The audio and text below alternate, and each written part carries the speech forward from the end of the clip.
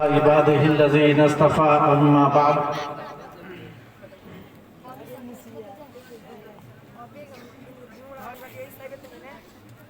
इबादिहिल्लज़ीना इस्तफ़ा अम्मा बाद क़ाल अल्लाहु तबारक व तआला फ़िल क़ुरआनिल मजीद वल फ़ुरक़ानिल हमीद अऊज़ु बिल्लाहि मिनश शैतानिर रजीम बिस्मिल्लाहिर रहमानिर रहीम या अय्युहल्लज़ीना आमनुत्तक़ुल्लाह हक़्क़ तुक़ातिही व ला तमूतुन्ना इल्ला व अंतुम मुस्लिमून सदक़ल्लाहु मौलानाल अज़ीम व सदक़र रसूलुहुन नबियुल करीम व नहनु अला ज़ालिका लमिनश शाहिदीन व शाकिरीन वल्हम्दुलिल्लाहि रब्बिल आलमीन। वक़ाल नबी सल्लल्लाहु अलैहि वसल्लम बल्लिगू अन्नी वलौ आया औ कमा क़ाल अलैहि सलातु वस्सलाम।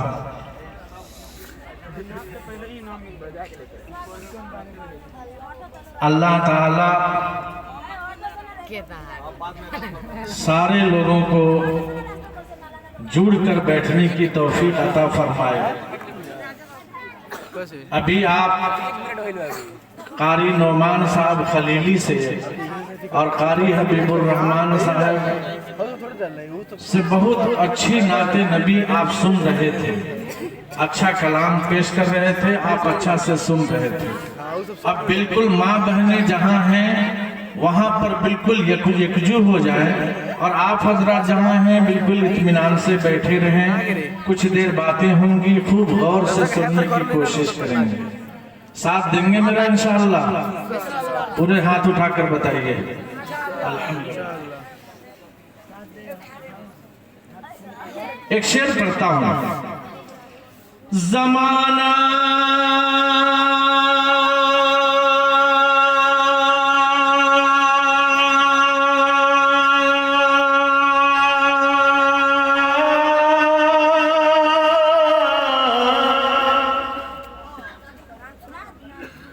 ज़माना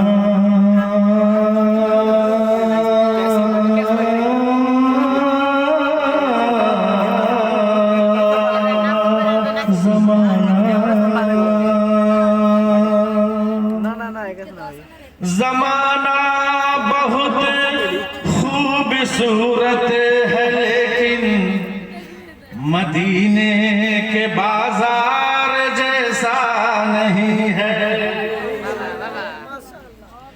ज़माना बहुत खूबसूरत है लेकिन मदीने के बाजार जैसा नहीं है। सबब इसे का ये है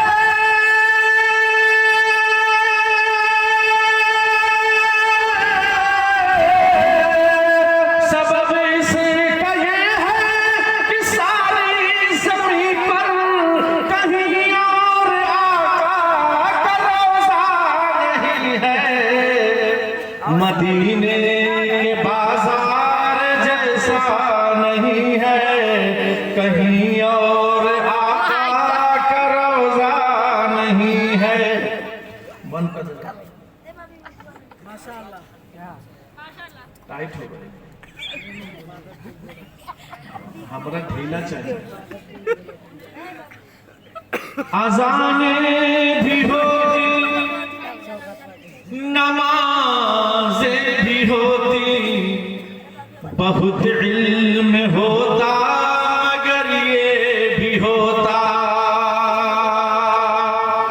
अज़ानें भी होती, नमाज़ें भी होती, बहुत इल्म होता मगर ये भी होता। नबी के नवासे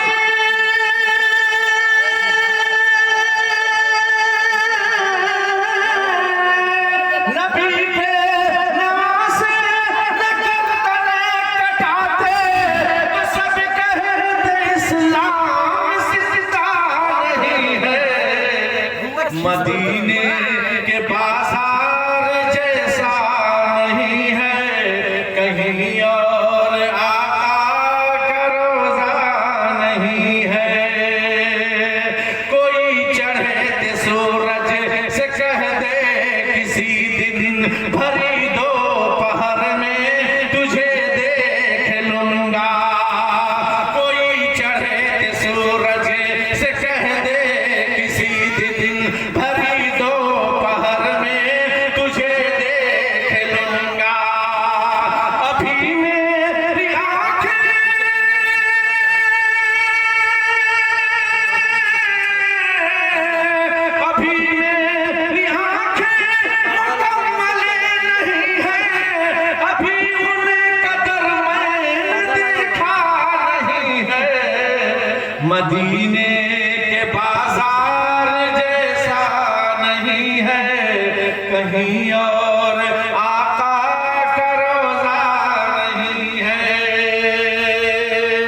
एक बार बोलिए सुभान अल्लाह।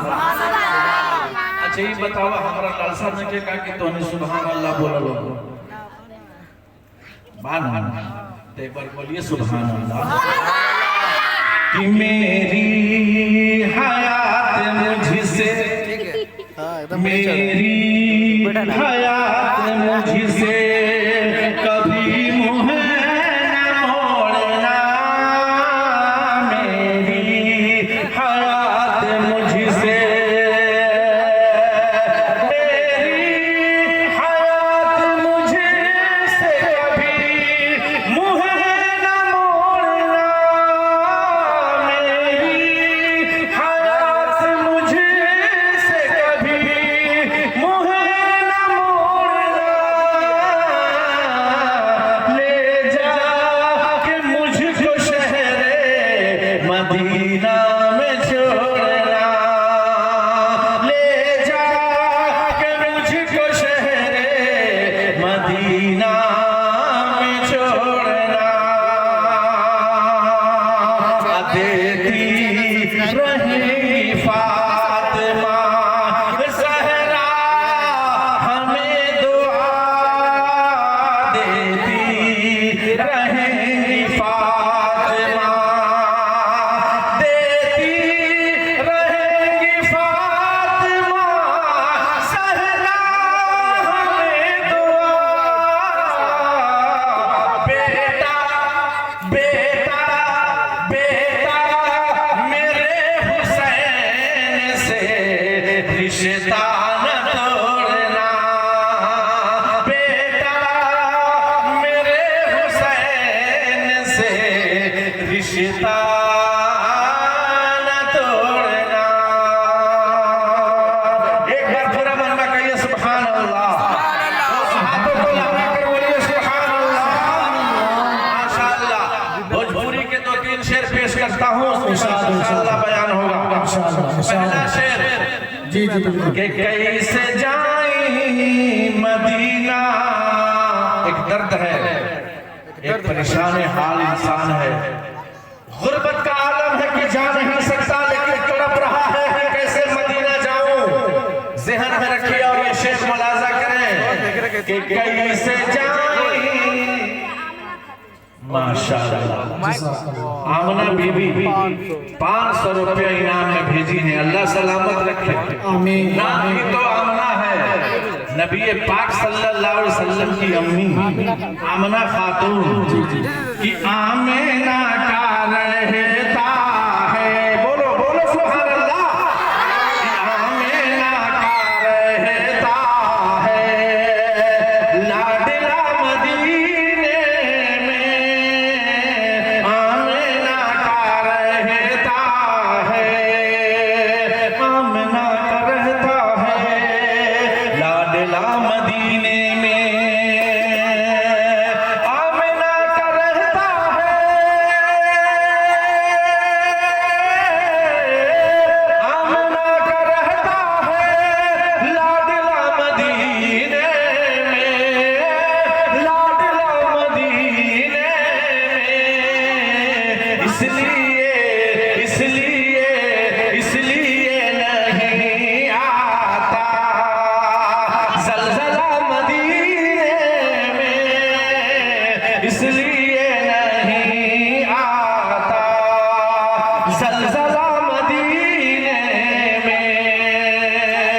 कि कैसे जाई मदीना बुझात नहीं खेतन को अंगना। दुअरवा सोहात नहीं खे। वो कैसे जाई मदीना बुझात नहीं खेतन को अंगना। दुअरवा सोहात नहीं खे। बोलल सलागल बजियारा मजैती कभू बाखुदा लौट के नाही ऐती कभू। बोलल सलागल बजियारा मजैती कभू बाखुदा लौट के नाही ऐती कभू। हमरी मनवा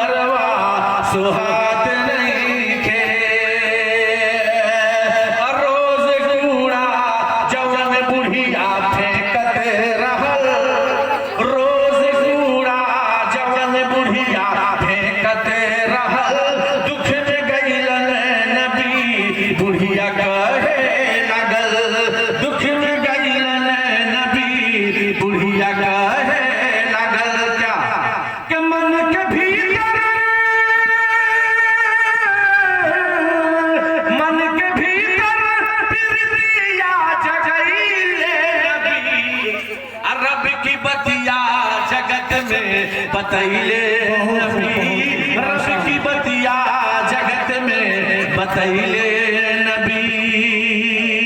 ओ कई संजियरा हैदर छछात नहीं खे, हो छछात नहीं खे, कैसे जाई मदीना बुझात नहीं खे, तन को अंगना दुअरवा सुहात नहीं खे।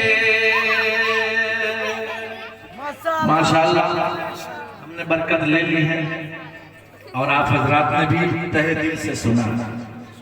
अल्लाह रब्बुल आलमीन ने ये कायनात बनाई और इस कायनात को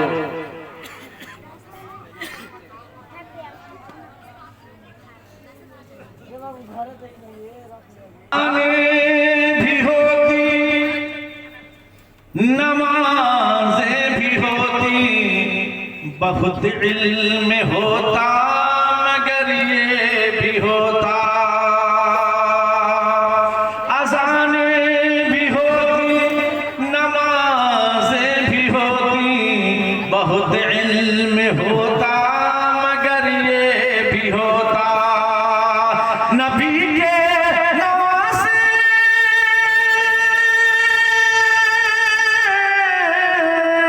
नबी के नवासे न गर्दन कटाते तो सब कहते इस्लाम जिंदा नहीं है। मदीने के बाजार जैसा नहीं है कहीं और, आका का रोजा नहीं है। तो मैं ये कह रहा था कि अल्लाह ने कायनात बनाई और इसमें जमीन बिछाई। जमीन बिछाकर अल्लाह ने पहाड़ से इसको लगाया। जब पहाड़ से लगाया तो अल्लाह से फरिश्तों ने पूछा, ए अल्लाह क्या जरूरत पड़ गई, जमीन बिछाई फिर पहाड़ को जमीन से लगा दिया। अल्लाह ने कहा कि जानते हो इस जमीन से ज्यादा ताकतवर मैंने पहाड़ के अंदर रखा है। जब पहाड़ में जब हम लोहा लगाते हैं तो ये पहाड़ टूट कर गिरना शुरू होता है।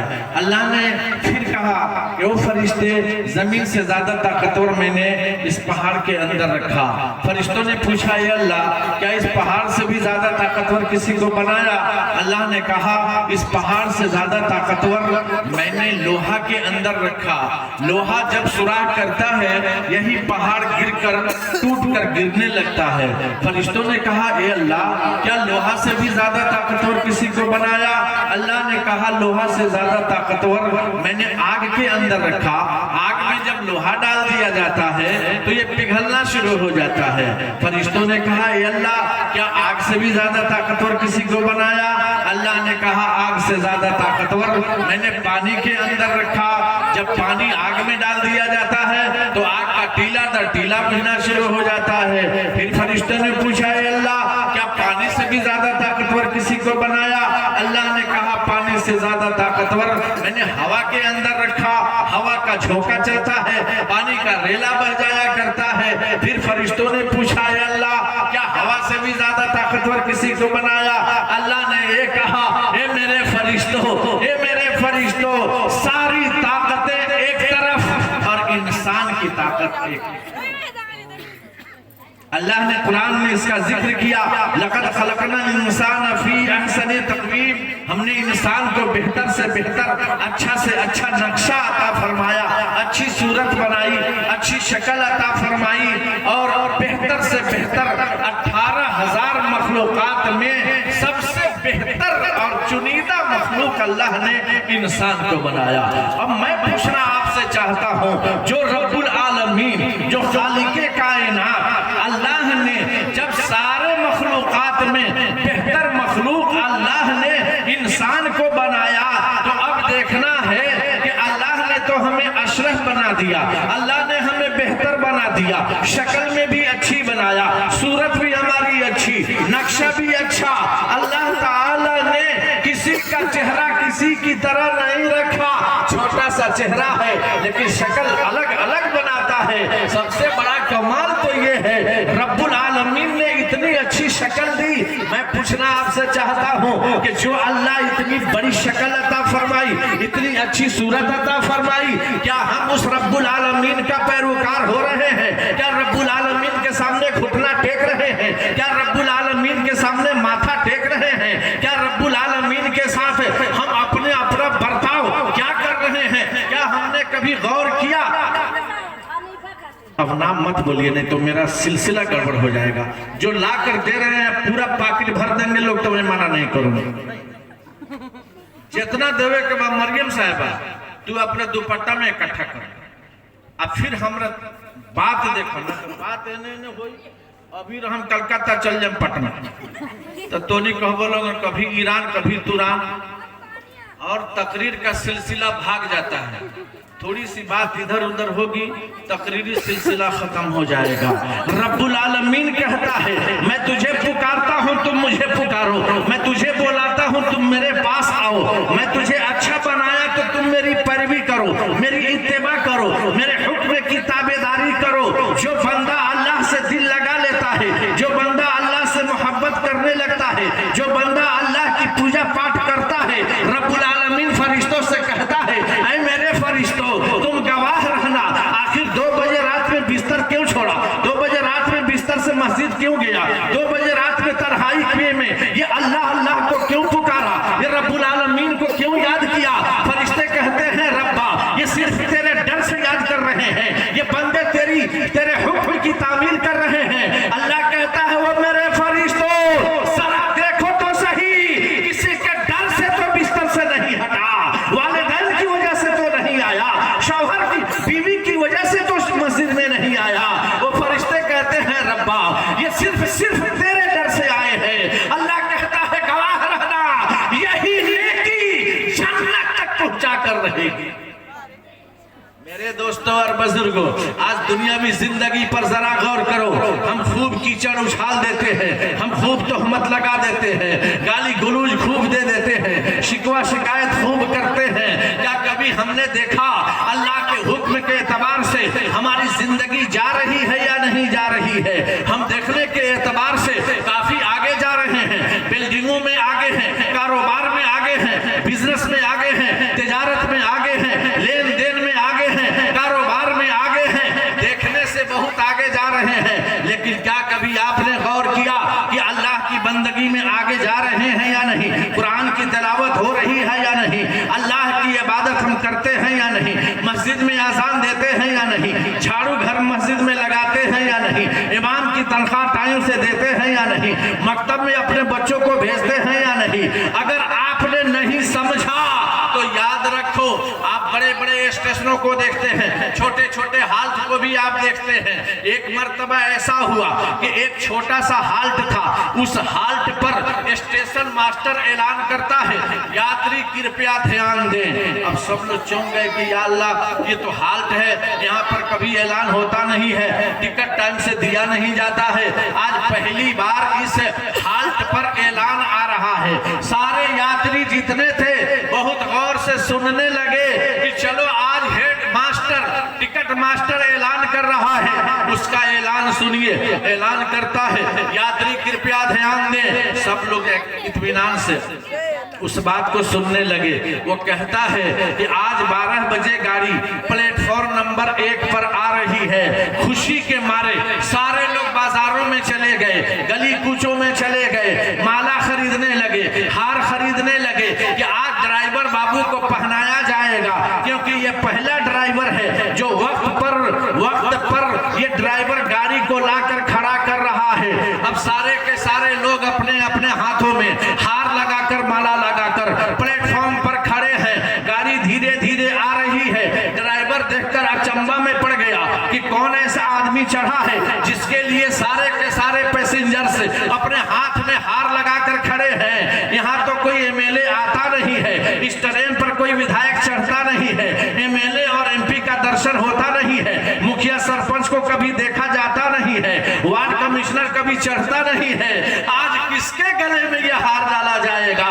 ये ड्राइवर सोचते सोचते गाड़ी धीरे धीरे रोकना शुरू कर दिया।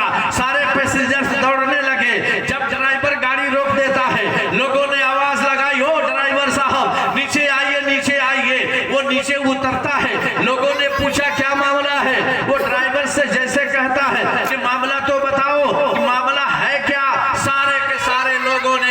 ड्राइवर बाबू के गले में हार लगाने लगे, पहनाना शुरू कर दिए।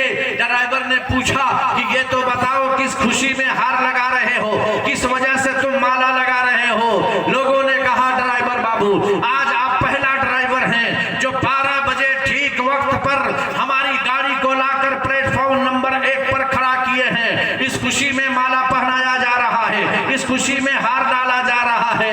ड्राइवर जब सुना तो माथे पे हाथ रख के कहा अल्लाह अल्लाह, रे ये परसों की चली हुई गाड़ी आज आई है, आज वाली गाड़ी का तो पता ही नहीं है कि वो कहाँ है। तो मेरे दोस्तों और बुजुर्गों, उसी गाड़ी की तरह आज हम लोग चल रहे हैं। देखने के एतबार से आगे हैं, कारोबार में आगे चले गए, बिजनेस में आगे चले गए, लेन देन में आगे चले गए, कारोबार में आगे चले गए, लेकिन कभी अपने गरीबान में हमने नहीं झांका कि हमारी जिंदगी बचपन से यहाँ तक गुजरी है। क्या हमने कलम कमालात किया, क्या हम लोगों ने अल्लाह को खुश किया, क्या हम लोगों ने रसूलुल्लाह की सुन्नत की पैरवी की। अगर आप गौर करेंगे तो पता चल जाएगा कि रसूल अकरम सल्लल्लाहु अलैहि वसल्लम की सुन्नत से हम अलग हटकर जिंदगी गुजार रहे हैं, अल्लाह रब्बुल आलमीन के अहकाम से अलग हटकर जिंदगी गुजार रहे हैं। ये इंसान की जिंदगी नहीं है कि वो थिएटर नौटंकी करे, इंसान की जिंदगी नहीं है जुआ खेल खेल कर अपनी जिंदगी को तबाह करे। मुसलमानों मेरी बात को सुन रहे हो तो जरा गौर से सुन लेना, जो हराम है वो आज नहीं, कल भी हराम था, आज भी हराम है और फिर आने वाला कल भी हराम रहेगा।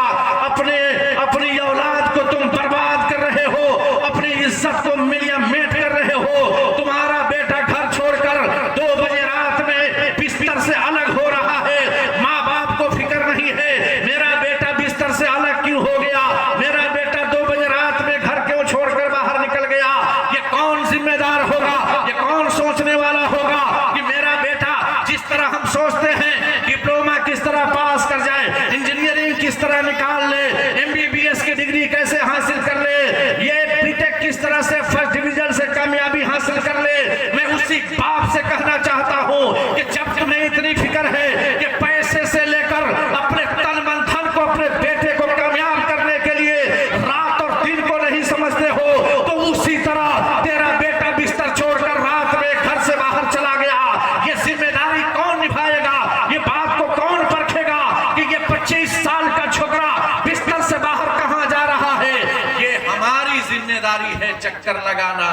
12 बजे रात में अभी सबनी में जलसा हो रहा है, एक मर्तबा हमारे इलाके में जलसा था तो मैं बाइक से सोचा कि नजदीक है बाइक से चला जाऊं, बाइक से जा रहा था, जाते जाते बहुत बड़ा पुजौल, जिसको हम लोग कहते हैं पुआल का पुजौल, समझते हैं ना, खूब ऊंचा पहाड़ की तरह हम लोग रख देते हैं। अब जब मैं उस रास्ते से गुजरा, अब उस पुआल से खरखराहट आई, मैं डर गया कि अल्लाह कुत्ता तो नहीं बदन पर छोड़ रहा है। रात में सबसे ज्यादा कुत्ते से डर लगा। अब मैं पीछे मुड़कर देखा कि कहीं ऐसा ना कि हमला बोल दे। जब पीछे मुड़ा तो कुत्ता नहीं था, वो पुजौलवे में घुस के नौजवान छोकरा मोबाइल से बात कर रहा था। या अल्लाह, इसकी भी एक जिंदगी है जो उस रात में 12 बजे रात में पुआल के अंदर चीरते फाड़ते अंदर जाकर मोबाइल से बात कर रहा है। मैं आपसे पूछना चाहता हूँ, क्या 12-1 बजे रात में अपनी खाला से बात कर रहा होगा, अपनी बहन से बात कर रहा होगा, अपनी मम्मी से बात कर रहा होगा? नहीं मेरे दोस्तों, कहीं ना कहीं गलत यूज और इस्तेमाल कर रहा होगा। इसलिए कि अगर आपसे कोई पूछता है मौलाना सदर आलम साहब आप बताइए अच्छाई क्या है बुराई क्या है, मौलाना सदर आलम खुल्लम खुल्ला कहेगा कि बुराई वही है जो छुप कर किया जाए, अच्छाई वही है जो दिखा कर खुल्लम खुल्ला किया जाए। अगर एक बेटा अपने बाप से बीड़ी छुपा कर पीता है, समझना वो बुरा है। अगर बेटा अपने बाप से तंबाकू रगड़ कर छुपा कर खाता है, समझ लेना बुरा है। और अगर बिरयानी अपना बच्चा अपने बाप के पास खाता है, समझ लेना वो अच्छा है। यही बुराई और यही अच्छाई की निशानी है। अगर कोई छुप कर काम कर रहा है, समझ लेना वो इंसान बुरा काम कर रहा है। और अगर वो बच्चा अपने माँ बाप के साथ, अपने चचा और बड़े भाइयों के साथ अगर बैठकर कोई काम कर रहा है, यही उसकी अच्छाई समझी जाएगी। वरना याद रखो मेरे दोस्तों, 70 पर्दे में छुपकर अगर कोई इंसान तस्बीह गिन रहा है, 2 बजे रात में अगर कोई तहज्जुद पढ़ रहा है, रब्बुल आलमीन उससे देख रहा है कि अंधेरी रात में मेरा ये बंदा मुझे याद कर रहा है। और अगर वो बंदा 12 बजे रात में अगर वो जुआ खेल रहा है, शराब पी रहा है, वही रब्बुल आलमीन उसको देख रहा है। जो अच्छाई को देखता है वही बुराई को भी देखता है। रब्बुल आलमीन कह रहा है कि तुम 70 पर्दे में छुपकर काम करोगे, वो मेरी नजर में है। 70 पर्दे में छुपकर मेरी बंदगी करोगे, वो भी मेरी नजर में है। आप कहेंगे मौलाना सदर आलम ये कैसे हो सकता है? 70 पर्दे में छुपकर मैं जुआ खेलता हूँ, 70 पर्दे में छुपकर मैं शराब पीता हूँ, 70 पर्दे में छुपकर मैं गुनाह का काम करता हूँ। एक मिसाल देकर समझाना चाह रहा हूँ, इसलिए आप समझ जाएंगे। हो सकता है एक माँ बहन, एक मेरा भाई, मेरा बेटा की शक्ल में अगर कोई मेरी बात पर अमल कर ले तो मेरी नजात के लिए काफी है। अल्लाह रब्बुल आलमीन कैसे दिखाता है? एक इंसान था, एक बहुत बड़ा महान इंसान, बहुत बड़ा, जिसको राजा का लक़ब था, राजवाड़ी उसकी थी। एक बार बाथरूम में जा रहा था तो उसके बाहर में एक बैर मिल गया। बैर राजा ने उठाया, सोचा कि यहाँ कोई देखने वाला नहीं है और छोटी छोटी चीज राजा को मिलेगा कहाँ से। वो बैर उठाता है, बाथरूम में जाता है, चारों तरफ से बंद कर देता है, चारों तरफ देख लेता है कि बाथरूम में कोई दूसरा नहीं है, बैर उसी में खा लेता है।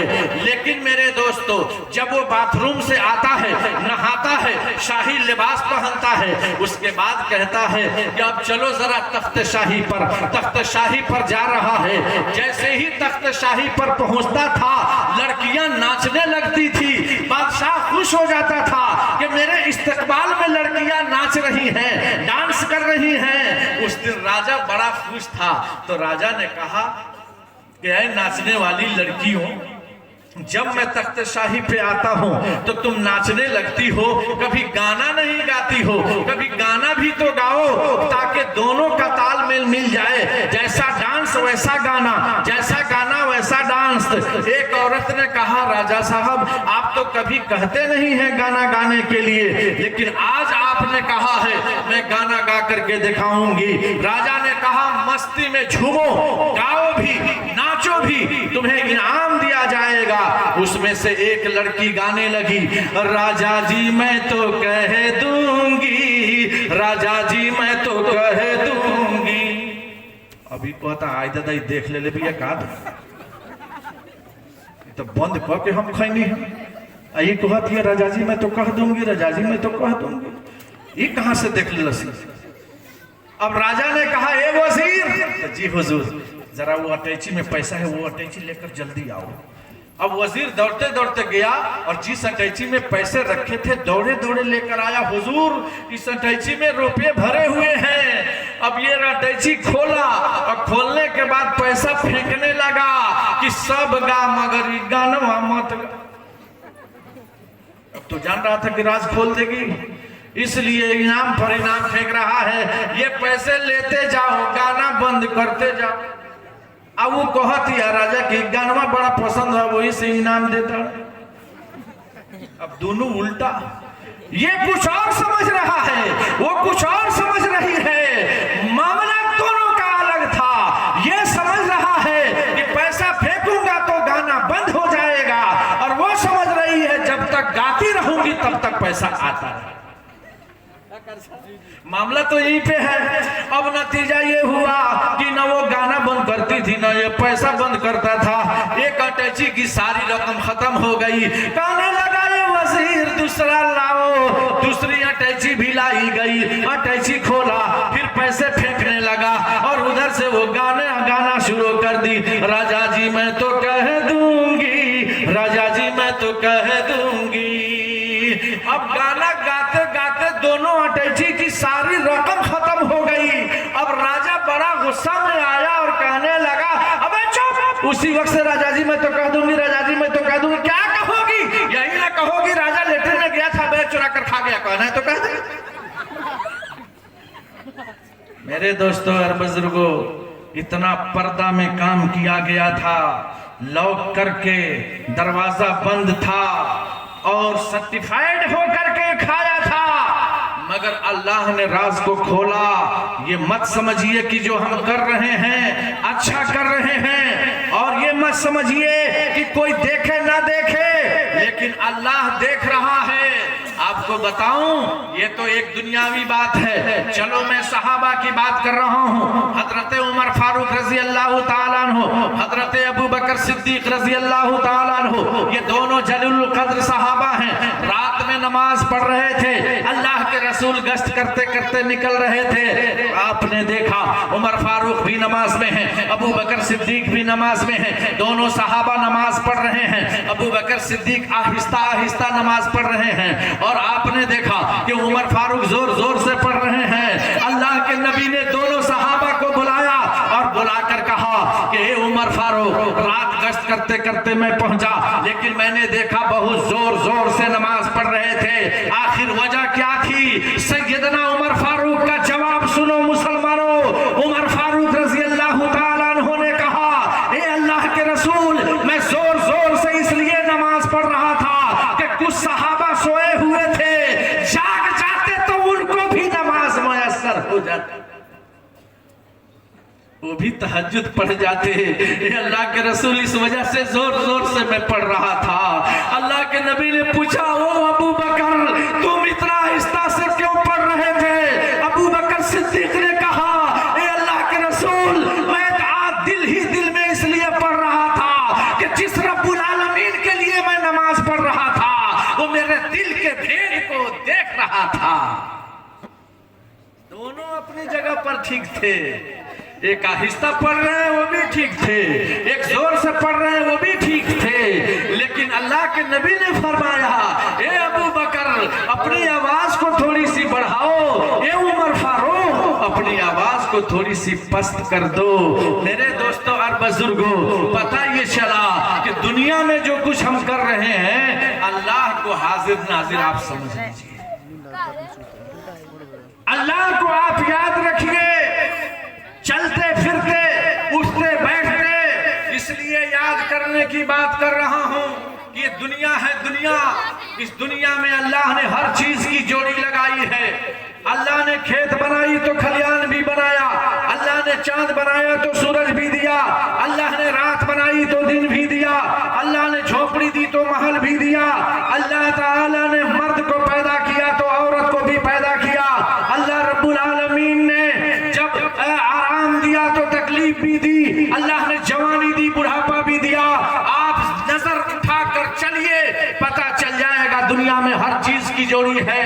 लेकिन इंसान जब मर जाता है तो मरने वाले दो ही मरते हैं, या तो अच्छा मरेगा या बुरा मरेगा। अच्छा मरने वाला जन्नती होगा, बुरा मरने वाला जहन्नमी होगा। जब इंसान जन्नत में जाता है तो जन्नत में जाने के बाद एक चीज मिलेगी, दूसरी नहीं। मौलाना सदर आलम से आप कहेंगे कि मौलाना यहाँ तो दोनों चीजें थी, वहाँ कौन सी चीज है जो एक है एक नहीं है? मैं मौलाना सदर आलम आपको बता रहा हूँ कि जन्नती जन्नत में जाएगा, वहाँ आराम मिलेगा, तकलीफ नहीं, वहाँ जवानी मिलेगी, बुढ़ापा नहीं, वहाँ पर अच्छा खाना मिलेगा, कभी खराब नहीं, वहाँ इंसान हमेशा और तंदुरुस्त रहेगा, कभी बीमार नहीं। लेकिन अगर इसका उल्टा, अगर जहन्नमी जहन्नम में चला गया, वहाँ बुढ़ापा है, जवानी नहीं, वहाँ कालापन है, गोरापन नहीं, वहाँ तकलीफ है, आराम नहीं, वहाँ इंसान हमेशा परेशान रहेगा, कभी उसके माथे पर खुशी नहीं। अल्लाह ताला ने यही ऐलान किया कि ओ मर्द मोमिन, मेरी पहचान करो और दुनिया में ऐसा काम करो जिसके लिए मैंने जन्नत तैयार की है, जिसके लिए मैंने तुम्हें आराम की जगह बनाई है। आज मेरे दोस्तों और बुजुर्गों, हमारा चर्चा इस पर नहीं होता है, हमारा चर्चा ये होता है कि दूसरे को हम बुराई समझते हैं, दूसरे को हम बुरा कहते हैं, दूसरे के ऐब को नीलाम करते हैं, दूसरे की इज्जत को पामाल करते हैं। अरे कभी तो सोचा होता कि दूसरे की इज्जत को हम पामाल करके क्या कर सकते हैं? कभी तो गौर किया होता कि एक बदकार इंसान बुरा काम कर रहा है तो हमारे अंदर भी तो बुराई भरी हुई है,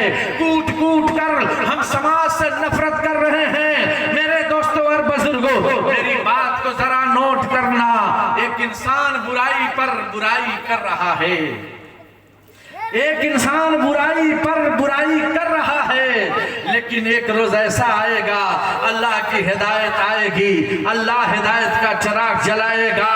बदकार औरत जो जिंदगी भर बुरा काम करते करते अपनी जिंदगी को खपा दी, गंवा दी, लेकिन तारीख उठाकर देखो उलमा इकराम ने छोटी छोटी किताबों में ये पढ़े हैं, उसमें लिखा था एक बदकार औरत ने कुत्ते को पानी पिला दिया तो अल्लाह ने जन्नत का रास्ता दे दिया।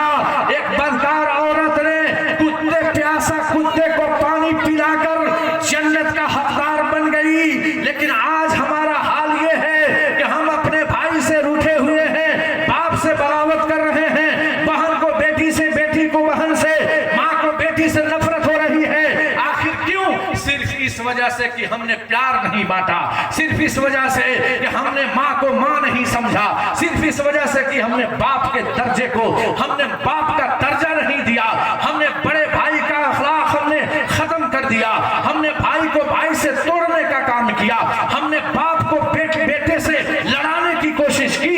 नतीजा ये हुआ कि घर हमारा बिखर गया, हमारे घर में सास को बहू से नफरत हो गई, हमारे घर में माँ को बेटी से बगावत हो गई, हमारे घर में एक बाप अपने बेटे से मिलने के लिए तड़प रहा है, हमने अपने बेटे से मिलने नहीं दिया।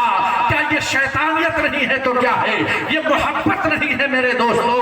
बल्कि आपको बताना चाहता हूँ, बड़े से बड़े लोग बिगड़ते हैं, बड़े से बड़े लोग बिगड़ते हैं। अल्लाह के सामने जब हाथ उठाता है वो अल्लाह कहता है, ऐ मेरे बंदे तेरी तमाम गलतियां आज माफ हो जाएंगी, इसलिए कि तुमने आज मुझसे वादा किया है कि अल्लाह मैं हो सकता है कि मुझसे ये पाप खत्म ना हो, लेकिन आज तेरे दरबार में हाथ उठाकर ये बंदा आजिज़ी के साथ, इनकिसारी के साथ, ए अल्लाह तौबा करता है, आज के बाद से ये गुनाह नहीं होगा, आज के बाद से ये पाप नहीं होगा, आज के बाद से ये हमसे गलती नहीं होगी। अल्लाह ताला ऐसे धो देता है जैसे दूध में सफाई आप देखते हैं, गुनाह ऐसे ही खत्म कर देता है। फिर भी आप कहते हैं फलाना आदमी बड़ा बिगड़ा हुआ है, फलाना आदमी की चाल बहुत बिगड़ी हुई है, फलानी औरत बहुत बदकार है, फलानी औरत कहां से लाती है, कहां से ये जाकर काम कराती है, इसका काम इतना आगे क्यों चला गया। मैं मानता हूं बुराई पर बुराई हो रही है, मैं मानता हूं, लेकिन जब अल्लाह कहता है कि तुम बुरे हो, लेकिन जब मेरे दरबार में एक बार तौबा करोगे, हिदायत तुम्हें देना ये मेरा काम है, वो अल्लाह ऐलान करता है। मेरे दोस्तों और बुजुर्गों, तो फिर वो गुनहगार रहा कहां, वो फिर वो पाप की गठरी रहा कहां। अब तो वो अल्लाह से लौ लगा रहा है, अल्लाह से मांग रहा है, अल्लाह के सामने रो रहा है कि अल्लाह अब ऐसी गलती हमसे नहीं होगी। मेरे दोस्तों और बुजुर्गों, मैं आपसे इसलिए कह रहा हूं कि अपने भी गरीबान में हमें देखना पड़ेगा, हमारे अंदर ये झांकना होगा। अब्दुल्ला उंदुलुस का नाम सुना होगा, अगर नहीं सुने हैं तो गौर से सुनिएगा।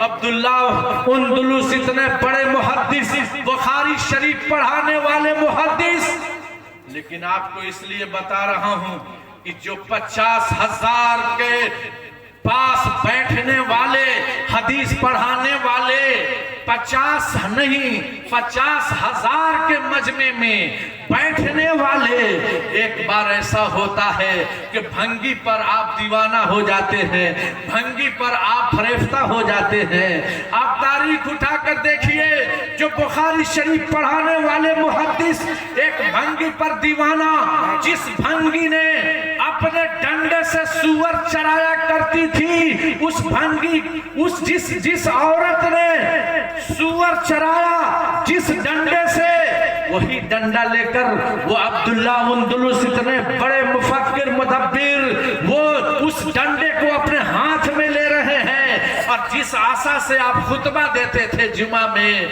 उस लाठी से, उस आशा से सुअर चरा रहे हैं। अफसोस का मकाम है मेरे भाई।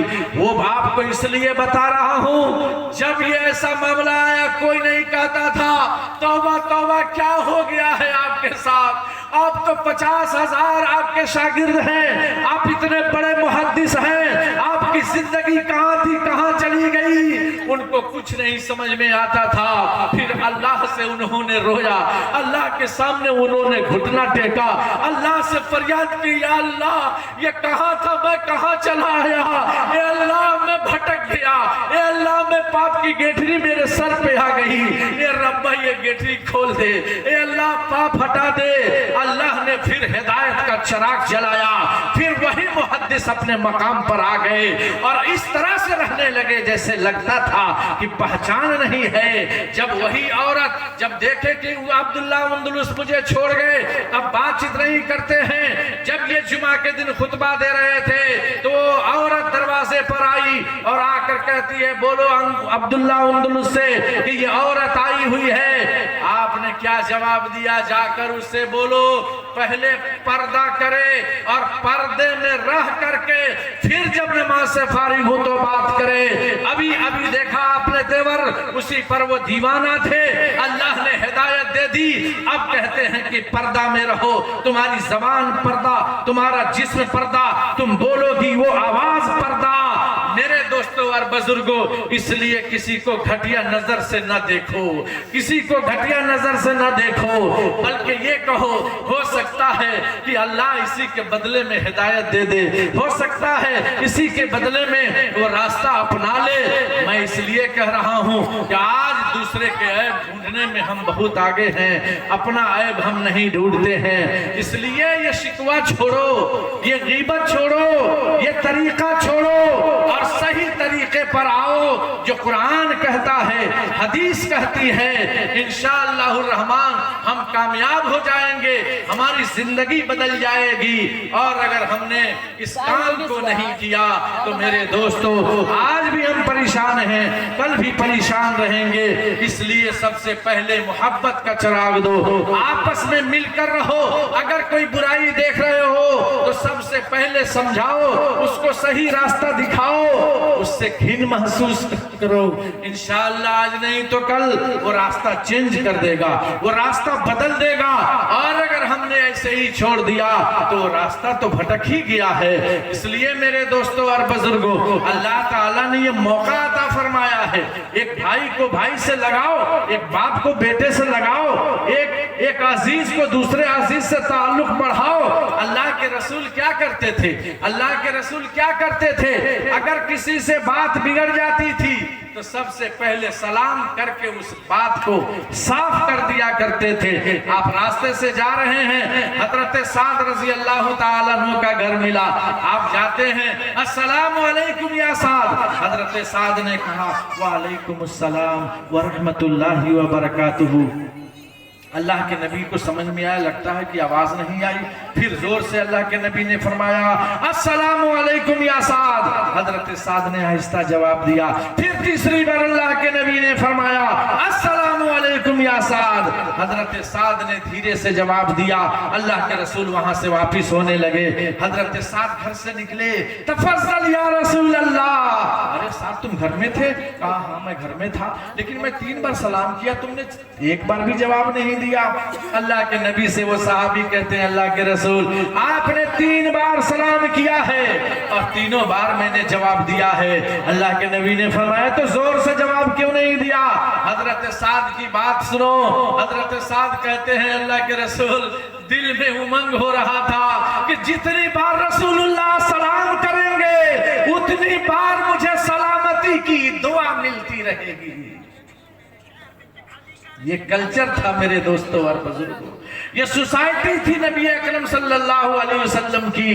इसलिए हमें जरूरत है समझने की, हमें जरूरत है अल्लाह के रसूल की सुन्नत को अदा करने की, जो आज हम छोड़ करके जा रहे हैं। हमारे घरों का हाल देख लीजिए। हमारे घर में 4 बेटे हैं, 4 बेटे हमारे, 4 दस्तरखान लगाए जा रहे हैं। एक बेटा उस घर में खा रहा है, एक बेटा उस घर में खा रहा है, एक बेटे का दस्तरखान इधर है। मैं गार्जियन से पूछना चाहता हूँ आपने बंटवारा क्यों कर दिया? आपने एक दस्तरखान पर कम से कम अपने 4 बेटों को बैठाए होते, मोहब्बत का चिराग जलाए होते, वो 4 बेटे आपस में प्यार मोहब्बत से खाना खाते। अल्लाह के नबी ने दस्तरखान बिछाया, बेटियों को भी बैठाया, बीवियों को भी बैठाया,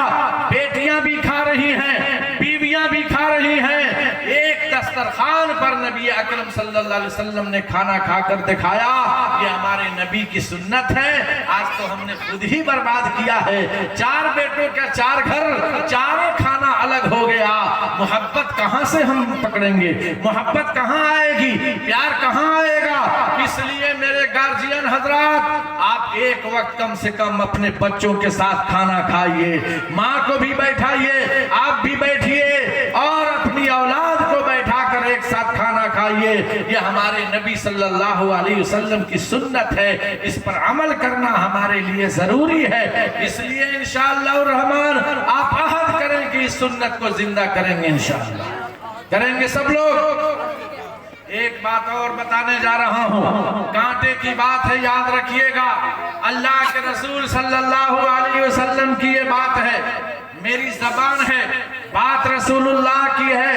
आज हमारे घर में कूट कूट कर एक बीमारी फैली है, एक बीमारी है, ये हराम है, हम हराम, इससे भागो, इस तरह से भागो जैसे शेर को देखकर इंसान भागता है। आज क्या वजह है? घर घर की कहानी बनी जा रही है। ये हमारी माँ और बहनें 10-10 रुपए जमा करके पता नहीं ये क्या तिस्मार खान बन रही हैं, ये कोई बड़ा काम कर रही हैं, ये सोमों का काम चला रही हैं। ऐ मेरी माँ और बहनों, ये पैसे तुम्हारे ईमान को खोखला करने वाले काम हैं, इससे तुम बचो। आज क्या हो गया है? हर आदमी पैसा सैकड़े पर चला रहा है, ये हरामकारी हो रही है। ये प्याज का लेन देन को खत्म करो। अरे थोड़ी सी दिक्कत महसूस आएगी, सब्र कर लेना, मगर लेन देन ये सूद का मत करो भाई।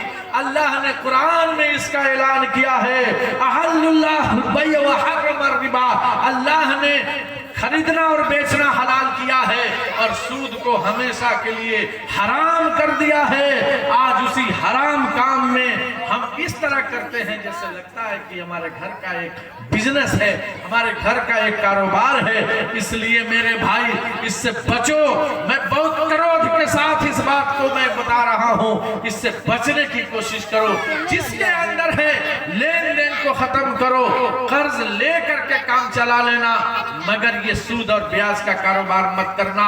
ये तुम्हारी जिंदगी को खोखला कर देगी, दुनिया भी बिगड़ेगी, आखिरत भी बिगड़ जाएगी।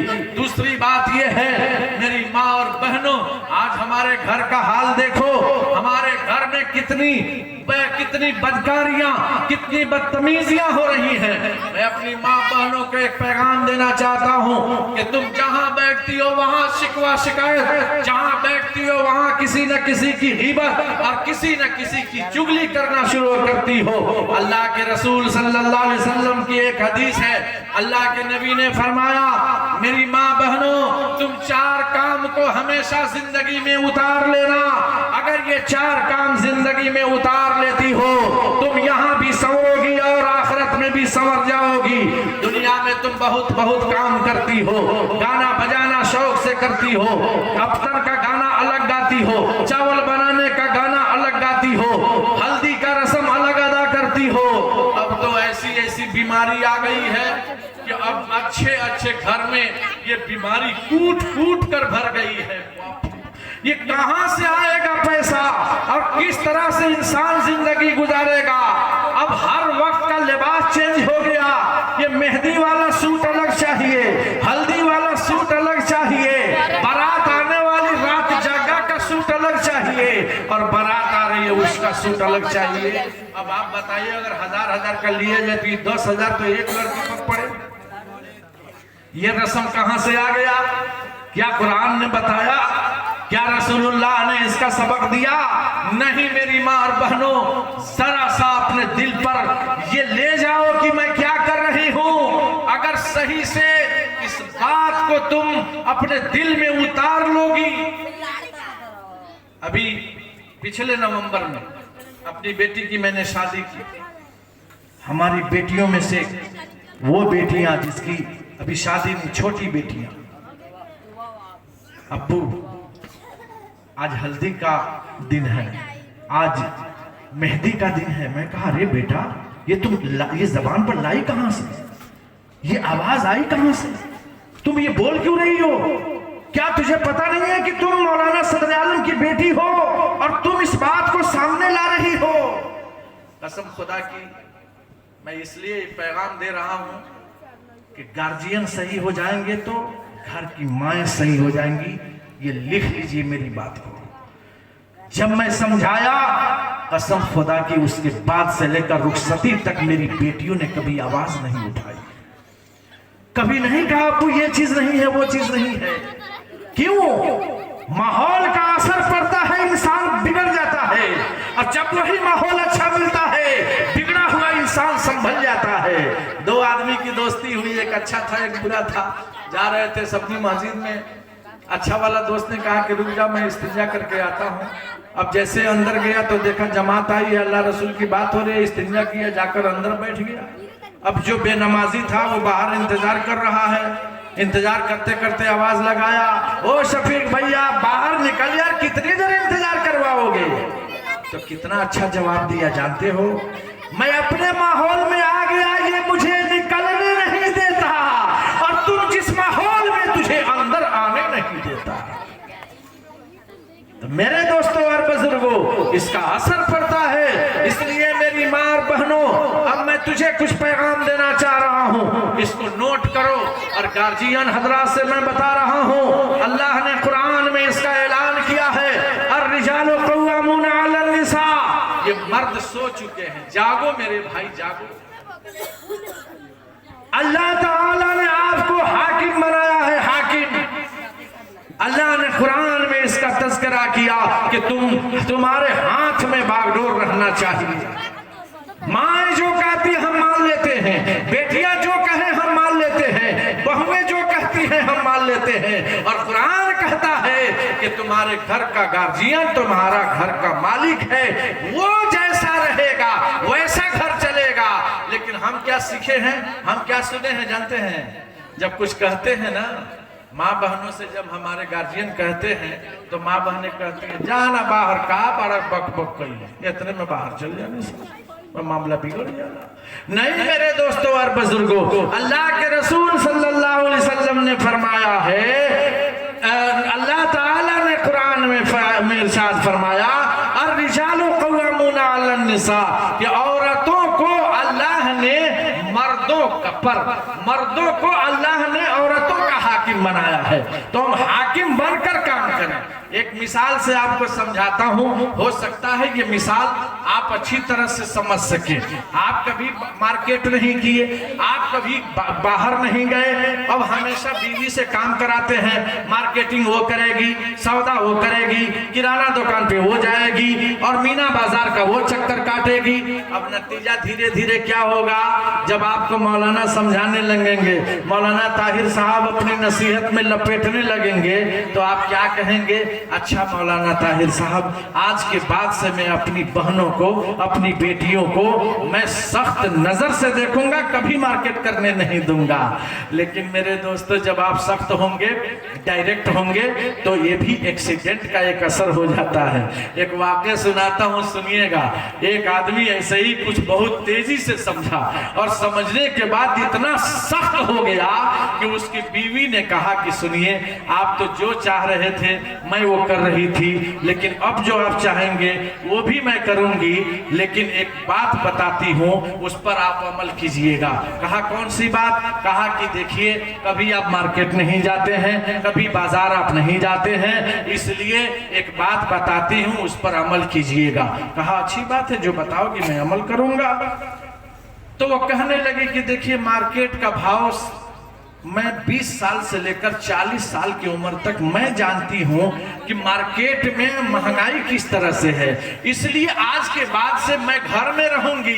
आप बाजार जाएंगे तो जिस चीज को आप खरीदेंगे ना, तो उसमें से आधा खसका देंगे, तब जाकर सही रेट होगा। तो कहा कि हाँ, ये तो बहुत अच्छी बात बताई है। अभी गया सावन भादो के महीना में, एक छतरी पर नजर पड़ गई, सोचा कि रहो छतरी खरीद लूं। जैसे गया दुकान पर, दुकानदार से कहा कि भाई छतरी बेचबो, तो दुकानदार ने कहा बेचेला नहीं, कहता का लटकावे लबा। कहा अच्छा ठीक बा, दाम बताओ। दुकानदार ने कहा कि एक दाम की दुकान है, 400 की छतरी है, 400 दीजिए, छतरी लेकर जाइए। बीवी की बात याद आ गई, कहा 200 में दे दो। कहा ना, कहा ठीक है। आगे बढ़ा, दुकानदार ने कहा ओ भोले भाई इधर आइए, छतरी नहीं लीजिएगा। कहा लेंगे नहीं, मैं 200 दाम लगाया हूं, देना है तो दे दो। कहा कि देखा ऐसा बात मत करो, छतरी 400 के बाद, लेकिन एक काम करो ना, हमरा 400 और ना तहरा 200, 300 रुपया दो और छतरी लेके जा। अब फिर कह रहा कि 150 में देवो। खसका। अब जब इसको खसकाया तो दुकानदार को गुस्सा आया, कहा कि नहीं देंगे। कहा कोई बात नहीं, जा रहे हैं। फिर आगे जब बढ़ा तो कहने लगा या अल्लाह, ये तो भादों का महीना कहाँ आता नहीं, आता भी तो भाग जाता है। फिर बुलाया उसको, कहा सुनिए। कहा अब क्या है भाई? कहा कि देखो छतरी लेवे के बाद के नहीं खेलेवे के, अतना लेवे के बाद सुना ना, हमरा 300 अना तहरा 150, 200 रुपया दो और छतरी लेके जा, बस बात खत्म करो। तो फट से कहता 100 में देबो, फिर खसकाते। अब इतना खसकाया कि दुकानदार को गुस्सा आ गया। दुकानदार का फ्री में लेबो, फ्री में देखो तो दूगो देबो, दूगो। तो मेरे दोस्तों और बुजुर्गों, अल्लाह ने निजाम बनाया है, उस निजाम से जब हम चलेंगे तो कामयाबी मिल जाएगी। लेकिन निजाम से अगर हटकर जिंदगी गुजारेंगे कामयाबी नहीं मिलेगी। इसलिए मेरी माँ बहनों, 4 बातों को लपेट लो जिंदगी में, याद कर लो। एक दूसरे से पूछना कि मौलाना सदर आलम ने बताया था, उसमें से कौन बात छूट रही है। अल्लाह के नबी ने फरमाया नंबर 1 में 5 वक्त की नमाज कभी माफ नहीं है, इसको मत छोड़ना। कई वक्त सबसे ज्यादा तो यही में सुस्ती बात। इतना तजर्बा मौलाना ताहिर साहब अब हो रहा है, कभी कभी मैं खुद अफसोस करता हूँ। इतना अफसोस, मैं अपनी लाइफ की बात बता रहा हूँ कि कभी कभी ऐसा महसूस हो रहा है कि रात दिन छोटे हो गए काम के आगे। मशगूली इतनी बढ़ गई इंसान की कि वो सोच रहा है कि दिन और बड़ा होता तो और काम हो जाते, रात बड़ी होती और काम हो जाते। ये रात और दिन को मिलाने के बाद भी हमारा काम पूरा नहीं हो रहा है। ये तजर्बे में दाखिल है। अल्लाह की बंदगी के लिए थोड़ा सा लम्हा भी हमारे पास नहीं है, जिसकी वजह से अल्लाह ने दुनिया में पैदा किया है कि दुनिया में जा रहे हो तो मेरी बंदगी करो, मेरी पूजा पाठ करो, घुटना टेको, सर को माथा रगड़ो। अल्लाह ने ये हुक्म दिया है, इस पर हमारा दिमाग नहीं है। जुआ हम खेलें, शराब हम पिए। एक बात याद आ गई इसी में, देखिए एक बात सुनिएगा, आपको समझ में आ जाएगा। एक शराब पर एक बात आ गई। मैं छपरा सिवान से मैं बस से उतरा मोतिहारी, और मोतिहारी उतरने के बाद मैं एक रिक्शा वाले से बात कर रहा था कि भाई मुझे जानपुर चौक छोड़ दो। तो कहा छोड़ देंगे, बैठ जाइए। मैं कहा कितना लोगे? तो 20 रुपये। मैं कहा ठीक है। अब जैसे बैठने जा रहा था इतने में एक शराबी आकर कहा पीछे हटो। तो मैं समझ गया कि तो ओवरलोड है, अनलोड नहीं है। तो मैं पीछे हट गया। अब वो शराबी दाहिने चढ़ा, बाएं गिर गया, खड़ा होकर कह रहा है कितना पैसा हुआ? हम कहनी अब देखो, ना चढ़ते देरी, ना उतरते देरी, ना पैसा देते देरी। ये हाल है मेरे दोस्तों शराबियों का। इसलिए बाज आओ गलत हरकत से। मैं बता रहा था मेरी माँ बहनों, 5 वक्त की नमाज इसको कभी मत छोड़ना। अगर तुम्हें जन्नत में जाना है तो ये नमाज ले जाएगी तुझे। और मेरे दोस्तों, आप भी जाकर घर पर बताइएगा कि नमाज पढ़ो। कहिएगा ना आप लोग अपने घर पर, तो कब कहिएगा? जब पढ़िएगा तब ना कहिएगा, नहीं तो कह दे कि पहले तू सुधरा बाद में हम सुधरा। बड़ा तेज बोल दिए सब, गड़बड़ा लेकर। तो पहले हम करेंगे, बाद में हुक्म देंगे। अल्लाह के नबी ने फरमाया 2 नंबर पर रमजान के महीने में 30 दिन के रोजे, 1 महीने के रोजे रखो। ये माँ बहनों का दूसरा पैगाम। तीसरा पैगाम है अपने शौहर की खिदमत करो, जितना हो सके। कभी आवाज मत उठाकर बात करना, कभी उन्हें तकलीफ मत देना। अगर वो 2 बजे कहीं से रात में आ रहा है उसे गर्म खाना खिलाओ, रोटियां ताजी बना कर दो, वो दुआएं देगा, वो खुशियों की दुनिया में तुम्हारी मोहब्बत के लिए तड़पेगा कि मेरी बीवी जैसी कोई बीवी नहीं है जो इतनी खिदमत कर रही है। अब तो आसानी हो गई, पहले माँ बहनें पंखा झेलती थी, हाथ वाला पंखा, वो मोहब्बत, वो प्यार, वो देखा है मैंने आंखों से। मेरी माँ बहनों, वो मोहब्बत और प्यार तुम दे सकती हो, और अगर तुम दे देती हो तो अल्लाह के नबी फरमा रहे हैं कि तुम जन्नत का हकदार बन जाओगी। इसलिए कभी भी तुम पीछे मत हटना, जहां तक हो सके अपने शौहर को हंसाने की कोशिश करना, अपने शौहर के माथे के पसीना को पोंछने की कोशिश करना, सुखाने की कोशिश करना। वो तुम्हारी जिंदगी को बदलने वाला एक सरताज है, तुम्हारी जिंदगी का खेवनहार है, तुम्हारी नैया पार लगाने वाला एक पतवार है। इसलिए उसकी कदर करने में कभी मेरी माँ बहनों कमी मत होने देना, समझ लेना कि उनकी खिदमत ही मेरी जन्नत है।